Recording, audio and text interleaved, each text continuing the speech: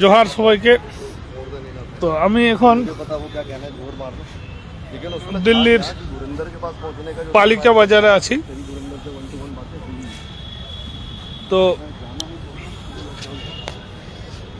এই যে এই মাঠটা,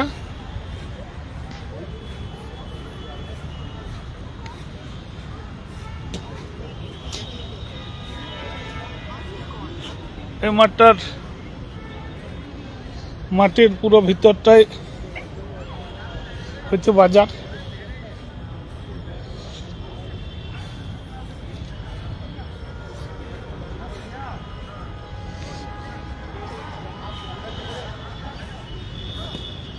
এই যে পুরো ভিতরটার মাঝে বাজার আছে। এই মাটির নিচে পুরা বাজার, উপরে পার্ক, একদম ফাঁকা জায়গা।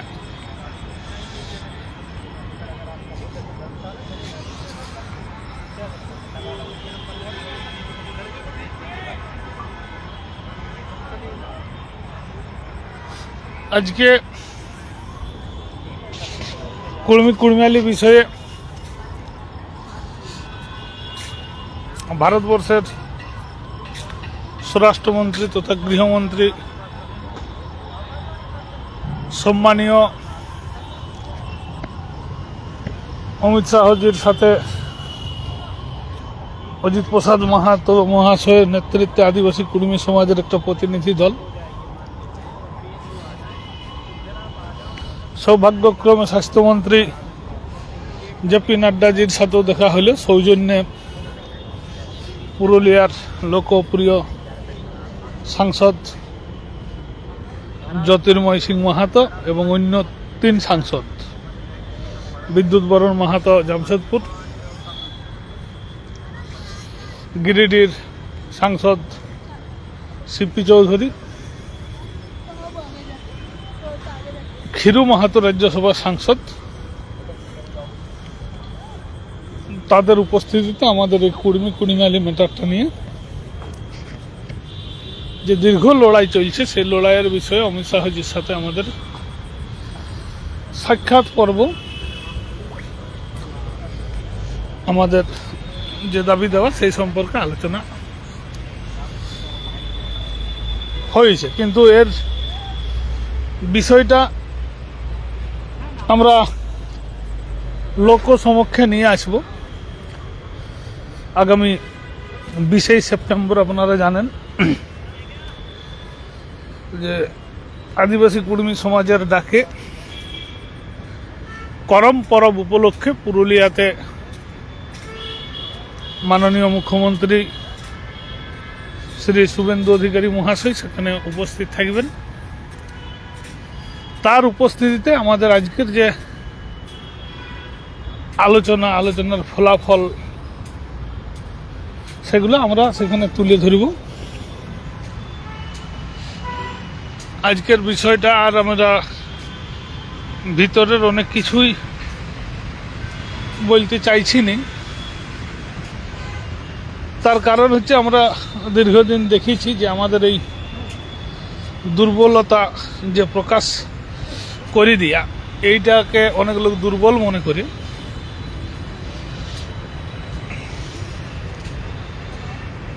আমাদের সুযোগ নিয়ে আমাদের কাগজপত্র বাইরে প্রকাশ করে দেয়। তো সেই জন্য এগুলো আমরা সচরাচর করিনি। কিন্তু দেখা যায় যে যারা কঠোর পরিশ্রম করে, যদি আমি বলি যে আজ 4-5 দিন হলো সদ্য দিল্লির থেকে ঘুরে গেছেন কারা, 77 বছর বয়সের অজিত প্রসাদ মাহাতো, যিনি আদিবাসী কুর্মী সমাজের মূল খুঁটি, মূল মানটা, শশাঙ্ক শেখর মাহাতো যার বয়স হচ্ছে 70 বছর, আদিবাসী কুর্মী সমাজের কেন্দ্রীয় সভাপতি। আপনারা জানেন যার পায়ের একটু সিরিয়ার টানে ভালো হাঁটতেও পারেন নাই, এত পরিশ্রম ওনারা করছেন। তো তাদেরকে একটু সম্মান দেওয়া তো দূরের কথা,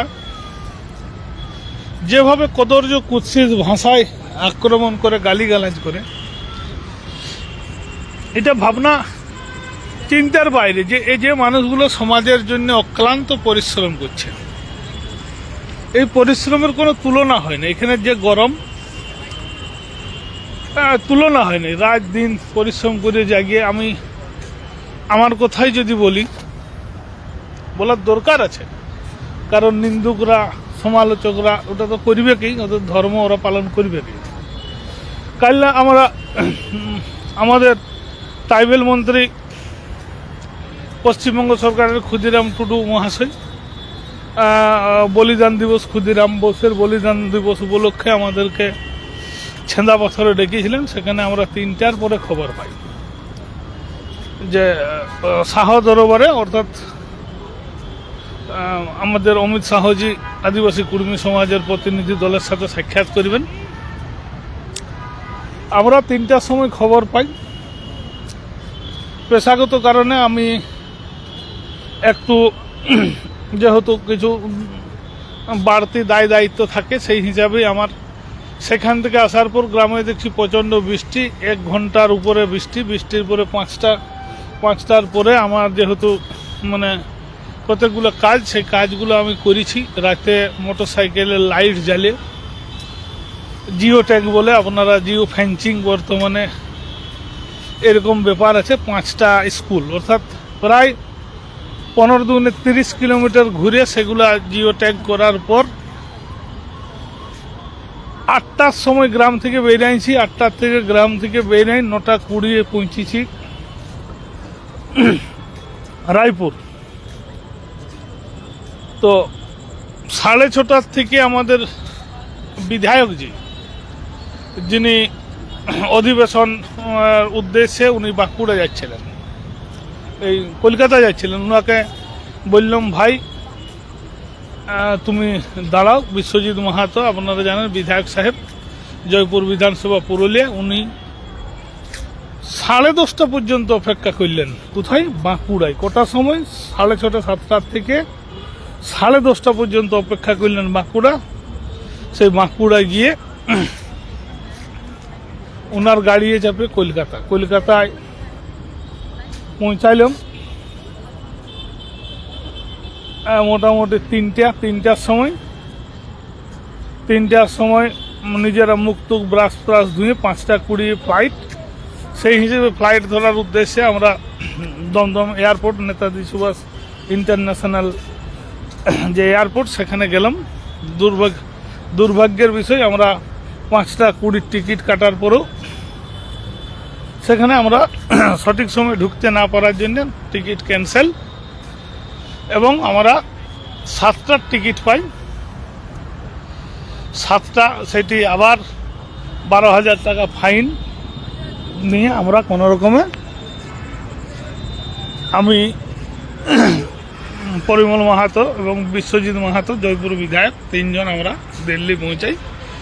অজিত বাবুরা পরের ফ্লাইটে যথাসময়ে ওনারা পৌঁছাইছেন।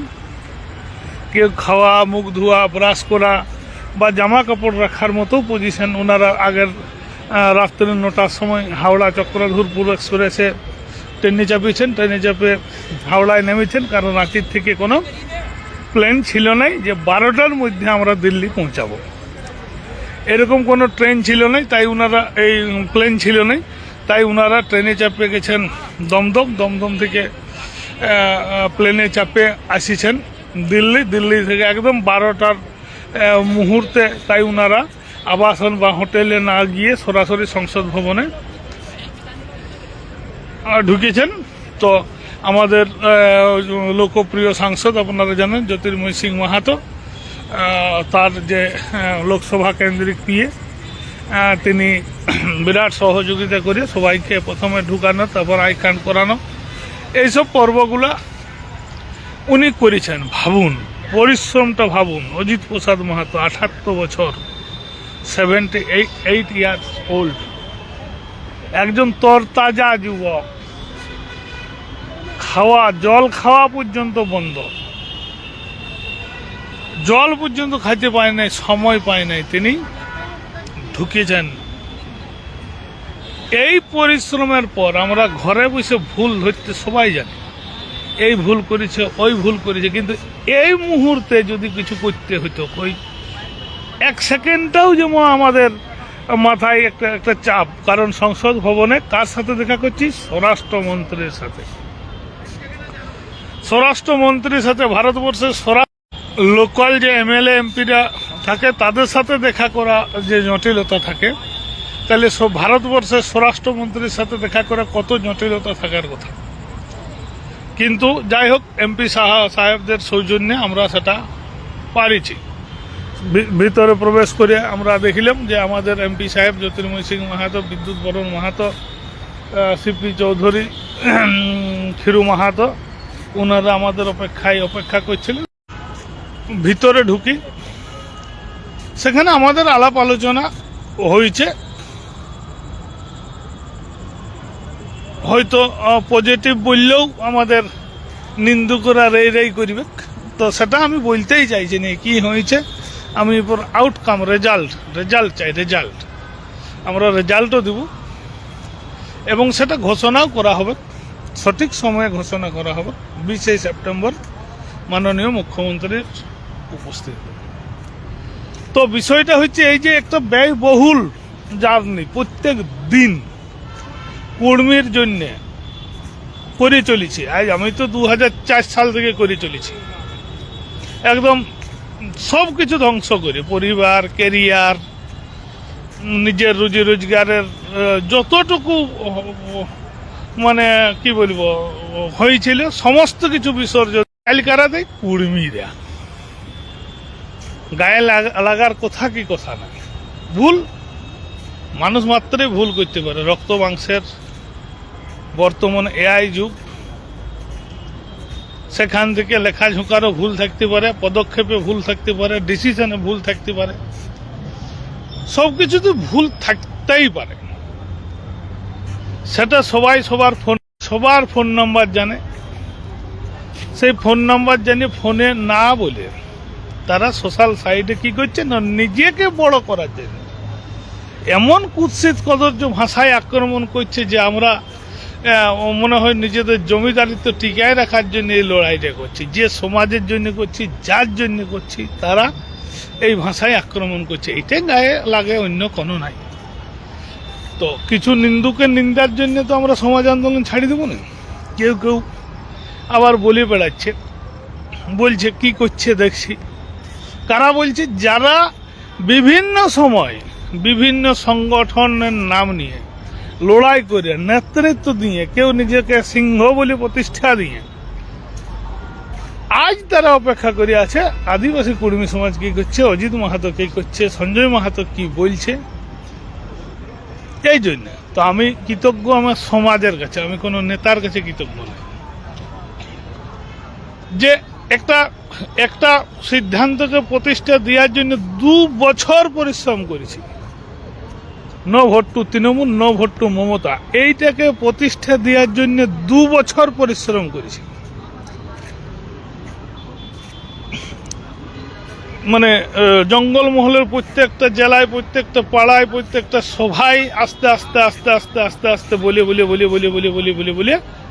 এইটাকে কার্যকরী করেছি এবং মাঠে প্রান্তে লড়াইয়ে নামিয়েছি। মানুষ কথা শুনেছে। আমি মানুষের কাছে, সাধারণ কর্মীর কাছে ঋণী, কোনো আন্দোলনকারীর কাছে আমি ঋণী নই। আমি ঋণী হচ্ছে সাধারণ কর্মীর কাছে ঋণী, যারা এই বক্তব্যটা নো ভোট টু তৃণমূল, এই বক্তব্যটা গ্রহণ করেছেন এবং তৃণমূলকে পশ্চিমবঙ্গ থেকে উৎখাত করেছেন। কি জন্য? দীর্ঘদিন ধরে ফার্দার কমেন্ট অন জাস্টিফিকেশন আটকায় রাখা হয়েছিল। দীর্ঘদিন ধরে ফার্দার কমেন্ট অন জাস্টিফিকেশন আটকায় রাখিয়েছে তার প্রতিবাদে। তো এই প্রতিবাদটা করা অতটা সহজ ছিল না। প্রকাশ্যে প্রতিবাদ করা এমনি মানুষের যেমন যতটা সহজ, আমার পক্ষে ততটা সহজ ছিল না। কেন না, আমি একটা পঞ্চায়েতের কন্ট্রাকচুয়াল চাকরি করি। যে কোনো সময় যদি উল্টা রেজাল্ট হইত, যে কোনো সময় আমার জীবিকা যেত, জীবনে অনিশ্চিত হইতে পারত। এইরকম একটা ঝুঁকি নিয়ে প্রচার প্রসার করেছি। তার মানে কি কৃতিত্বটা আমার একার না? সমাজ সেটাকে গ্রহণ করেছে। সবচেয়ে বড় বিষয় হচ্ছে সমাজ সেটাকে গ্রহণ করেছে, এই জন্যে আমি সমাজের কাছে ঋণী এবং এই সরকারকে উৎখাত করেছে। তাহলে আমার দায়বদ্ধতা সমাজের কাছে যে এইটাকে আমাকে প্রতিষ্ঠা দিতে হবে। যে প্রতিশ্রুতি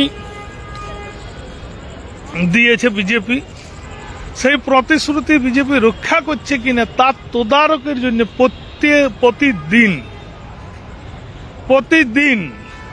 কখনো এমপি সাহেবদের সাথে, কখনো মন্ত্রী সাহেবদের সাথে, কখনো আমাদের বিধায়কদের সাথে, কখনো দিল্লির সাথে, কখনো কলকাতার সাথে আমরা পরামর্শ করেছি। নিয়মিত ট্রানজ্যাকশন চালান যাচ্ছে।